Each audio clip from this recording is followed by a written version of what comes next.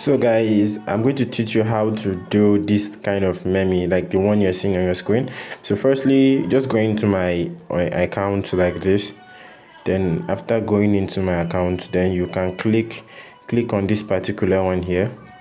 You click it, then after clicking on it, you see this new AI, this like a description. Click on that description, then you're going to see something like the boy hen run meme. You click on it, then after clicking on it, you click on use effect. So after clicking on use effect now, then you're going to just like touch this to start moving.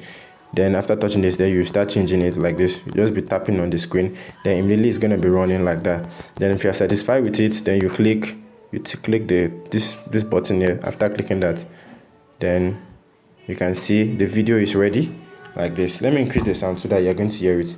So this was going to sound like